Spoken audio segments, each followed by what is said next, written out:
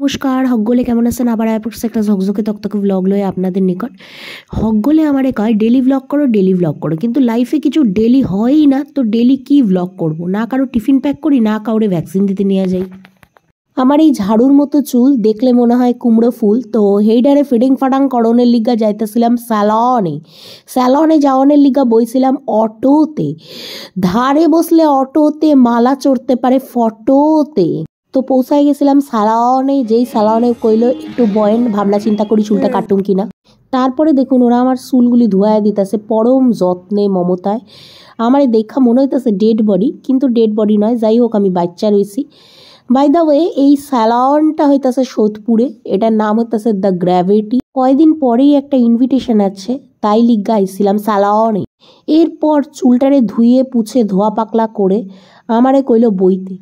তো আমি এইখানে বয়াই রয়েছি। স্যালনে শ্যাম্পু করতে যাওয়ার নাই, এমন কইরা চিত কইরা শোয়ায় যেন ঘুমের দেশে পাড়ি দিয়া দিব।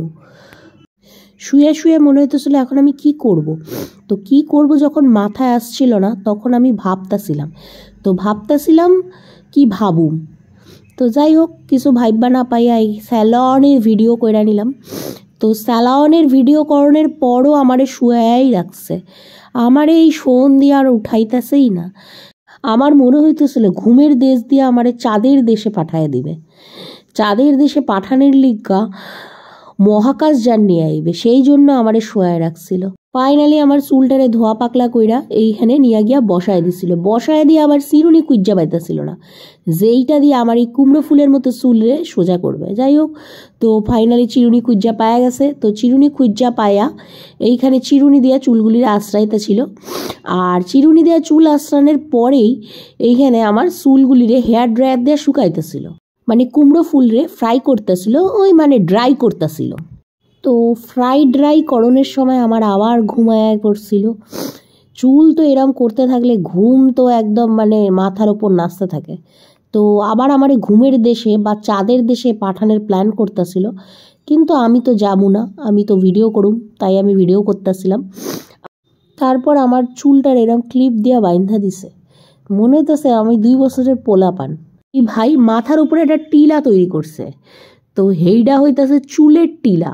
তো ভাই চুলটারে ধইরা রয়েছে, আর একদিকে আমার কুমড়ো ফুল বা চুল ড্রাই ফ্রাই হইতাছিল, আর এইখানে চুলটারে আবার ক্লিপ দিয়ে আটকায়ও রাখছিল।